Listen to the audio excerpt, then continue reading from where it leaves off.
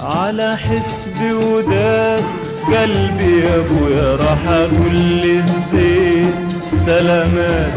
سلامات سلامات سلامات على حسب وداد قلبي يا ابويا. ضيعت عليه العمر يا ابويا ده انا ليا معاه حكايات